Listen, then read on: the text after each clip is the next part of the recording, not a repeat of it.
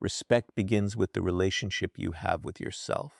Before other people consistently value your time, opinions, boundaries, or presence, you need to demonstrate that you value them yourself. This does not mean believing you are better than everyone else. It means knowing what you stand for and refusing to abandon your standards simply because someone might dislike your decision. When your behavior repeatedly communicates that your approval of yourself depends on receiving approval from others, people can sense that insecurity. Think about what happens when you are afraid of disappointing someone. You may agree to things you do not want to do. You may allow someone to speak to you disrespectfully because you fear losing their attention. You may constantly explain your decisions because you are desperate for them to understand. Over time, you teach yourself that another person's reaction matters more than your own judgment. That weakens your confidence and makes your behavior easier to influence. Self-respect works differently. You can listen to criticism without automatically accepting it. You can apologize when you are genuinely wrong without feeling humiliated. You can say no without creating a long explanation. You can walk away from disrespect without needing revenge. These actions communicate that your standards are real. Self-respect also requires keeping promises to yourself. If you repeatedly tell yourself that you will exercise, study, complete your work, improve a skill, or stop a destructive habit, but continually break those promises, your confidence gradually declines. Every time you follow through, you create evidence that you can trust yourself. That internal trust eventually changes how you carry yourself around others. This is why respect cannot be manufactured through appearances alone. Expensive clothes, aggressive behavior, loud speech, or intimidating expressions cannot replace genuine self-confidence. People may notice your appearance, but consistency reveals your character. When your actions match your values, you become less dependent on external validation. You will still encounter people who disagree with you or refuse to respect you. That does not mean you should question your entire identity. Consider legitimate feedback, correct your mistakes, and continue standing by reasonable standards. The goal is not to make everyone approve of you. The goal is to become secure enough in your own principles that disagreement no longer automatically makes you abandon yourself, because genuine self-respect becomes visible through calm decisions, consistent actions, and the standards you refuse to sacrifice just to be accepted. Controlling your reactions is one of the fastest ways to change how people experience your presence. When someone can easily make you angry, defensive, nervous, or desperate, they can influence your behavior simply by pressing the right emotional button. That does not mean every person who provokes you is deliberately manipulating you, but the result can still be the same. If your emotions immediately determine your actions, you surrender part of your control to the situation.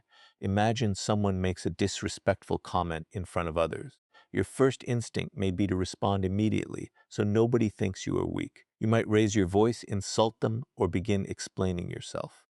But reacting instantly can make the situation worse. Instead, pause, take a breath, observe what is actually happening. Ask yourself whether responding will solve the problem or simply create another argument. This pause is powerful because it creates space between emotion and action.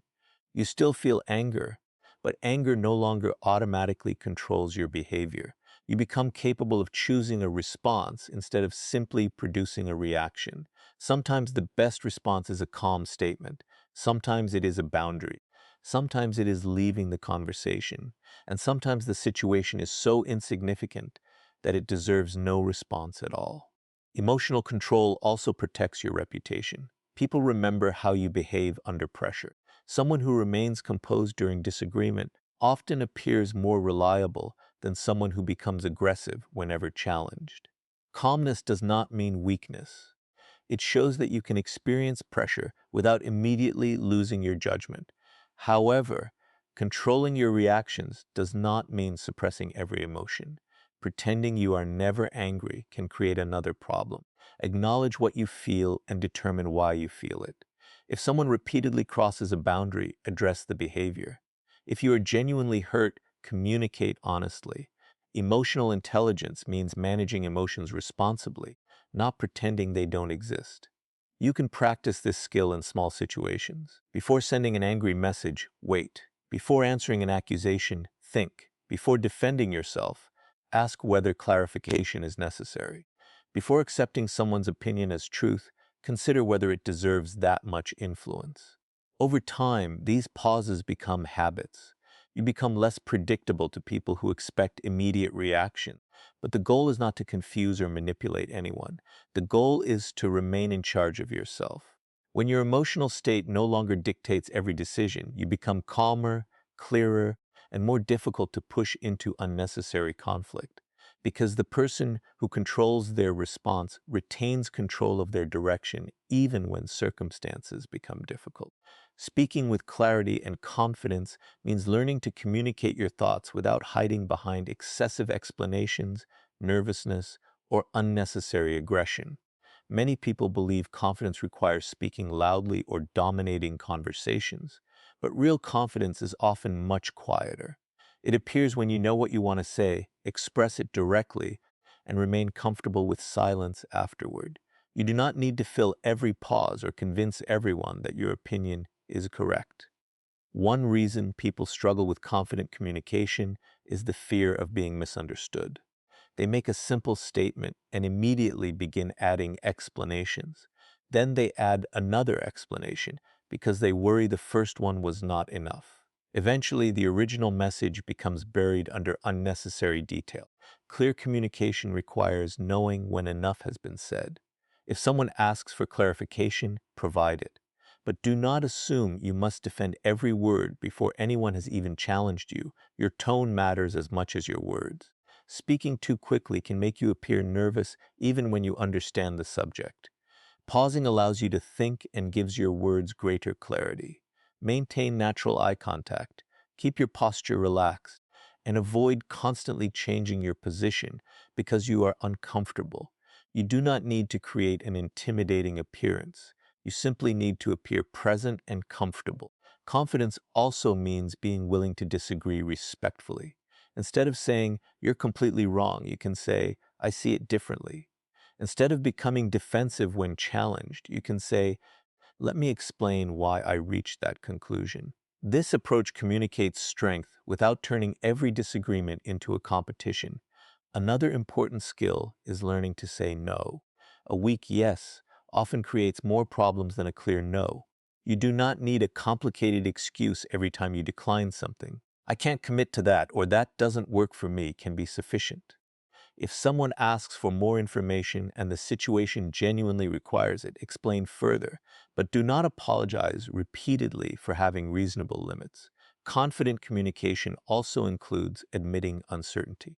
Saying "I don't know" does not make you look weak. Pretending to know everything creates a fragile image that can collapse the moment someone discovers the truth. A secure person can acknowledge what they know, what they don't know, and what they are willing to learn. When your words become simpler, your tone calmer, and your explanations more purposeful, people can understand you without having to decode your insecurity, hesitation, or need for approval, while your willingness to listen keeps confidence from becoming arrogance. Setting boundaries early teaches people how you expect to be treated, but it does not mean becoming aggressive, controlling, or difficult. A healthy boundary is simply a clear limit around your time, attention, privacy, and personal standards. When you communicate that limit calmly and consistently, people know what behavior you will accept and what you will not accept. The important part is not the intensity of your words, but the consistency of your actions. Many people wait until they are extremely frustrated before saying something. They tolerate small disrespect repeatedly, remain silent, and hope the other person will eventually understand. Then, after the frustration becomes overwhelming, they explode. This creates unnecessary conflict. It is often better to address a problem early while you are still calm. A simple statement such as, "I'm not comfortable with that," can be more effective than an emotional speech delivered after months of resentment. Boundaries also require clarity. If someone repeatedly interrupts you, you can calmly say that you want to finish speaking before responding. If someone constantly demands your time, you can explain when you are available. If someone asks questions about private matters, you can simply say that you prefer to keep that information personal. You do not need to insult them or justify your entire life. The most important part comes afterward. A boundary without action can quickly become meaningless. If you say you will end a conversation when someone becomes abusive, then end it when the behavior continues. If you say you cannot take on another responsibility, do not immediately agree because someone pressures you. Your actions teach people whether your boundaries are genuine. You should also remember that boundaries are about your behavior, not controlling someone else's choices. You cannot force another person to be respectful, but you can decide what you will do when they are not. You can leave, reduce contact, decline participation, or seek appropriate support depending on the situation. Some people may react negatively when you begin setting boundaries, especially if they benefited from your lack of boundaries before. Their disappointment does not automatically mean you are wrong. You can remain respectful while standing firm. Respect grows when people see that your words and actions match. You do not need to announce your boundaries constantly or threaten consequences. Communicate clearly, follow through calmly, and avoid turning every disagreement into a battle. Over time, this consistency creates a sense of reliability and self-respect because people understand that your standards are not temporary emotions, but principles you are prepared to live by. Your presence communicates before you say a single word. The way you stand, move, listen, and respond can influence how people perceive your confidence and emotional stability. This does not mean using body language to manipulate people or pretending to be powerful. It means becoming comfortable in your own presence so that your behavior does not constantly communicate nervousness, desperation, or insecurity. People often notice these signals without consciously analyzing them. Start with your posture. You do not need to stand rigidly or deliberately look intimidating. Keep your body relaxed, shoulders natural, and head comfortably upright. When you enter a room, avoid rushing as though you are afraid of being noticed. Move with purpose and allow yourself to settle naturally. Calm movement can communicate that you are comfortable with where you are. Eye contact is another important element. Appropriate eye contact shows that you are engaged in the conversation. However, staring aggressively can create discomfort, so the goal is balance. Look at the person while they speak, maintain natural contact while responding, and allow your gaze to move normally. Confidence is not about forcing another person to look at you. Your facial expression also matters. Constantly appearing nervous, overly eager, or uncomfortable can affect how others interpret your words. You do not need to maintain a serious expression all the time. A relaxed face, genuine smile when appropriate, and attentive expression can communicate confidence without arrogance. Your movements can reveal emotional pressure. Constantly checking your phone, tapping your fingers, adjusting your clothes, or moving excessively may signal nervousness. Before important conversations, take a moment to breathe and settle yourself. The objective is not to eliminate every movement, but to become less controlled by nervous habits. Listening is part of presence, too. Someone who constantly interrupts may appear desperate to prove their importance. Someone who listens carefully communicates that they are secure enough to let another person finish. Pause before responding. Consider what was actually said. Rather than preparing your next argument while the other person is speaking, silence can also strengthen your presence. You do not need to answer immediately simply because someone asks a question. A brief pause can give you time to think and prevent nervous over-explanation. Speak clearly when you have something meaningful to say, then allow the conversation to continue naturally. Ultimately, strong presence comes from internal stability rather than performance. You do not need expensive clothing, exaggerated gestures, or an intimidating attitude to command attention. When your posture is relaxed, your movements are deliberate, your attention is genuine, and your words match your behavior, people often experience you as more confident because you appear comfortable being yourself rather than constantly trying to prove that you deserve respect. Giving respect without begging, for it means understanding that respect is strongest when it is mutual, not demanded through fear, pressure, or constant attempts to impress people. You can treat others with dignity while still maintaining your own standards.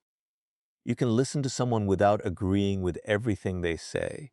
You can be kind without becoming a people pleaser. The goal is to become someone who offers respect freely while refusing to make your self-worth dependent on receiving approval from everyone around you. Many people become trapped in the need to be liked. They constantly monitor how others perceive them, change their opinions to avoid disagreement, and accept behavior they would normally reject because they are afraid of losing someone's attention. Over time, this creates resentment. You may appear agreeable on the outside while becoming frustrated internally. Genuine confidence requires accepting that not everyone will approve of you. Respect begins with how you treat people when you have nothing to gain from them. Listen when they speak. Keep your promises. Avoid humiliating people simply because you disagree with them. Give credit when someone deserves it. Admit mistakes when you are wrong. These actions demonstrate strength without requiring you to dominate anyone. At the same time, respect does not mean tolerating repeated disrespect. If someone insults you, you can calmly address the behavior. If they continue, you can create distance. You do not need to retaliate or make them feel small. A simple boundary followed by consistent action is often more powerful than an angry confrontation. You also need to stop chasing recognition. If you accomplish something valuable, let the quality of your work speak. You do not need to constantly tell people how talented, intelligent, disciplined, or important you are. Constant self-promotion can create the impression that you need external confirmation. Quiet confidence allows your actions to create credibility over time. When someone dislikes you, resist the urge to immediately win them over. Consider whether their criticism contains something useful, but do not treat their approval as a requirement for your peace. You can accept that two people may simply see things differently. The strongest position is balance. Give people the respect you expect from them. Communicate clearly, protect your boundaries, and remain open to correction when you are wrong. But never trade your principles for temporary approval. When you stop begging to be respected and start consistently behaving in a respectable way, your confidence becomes less dependent on other people's reactions and more firmly rooted in your character.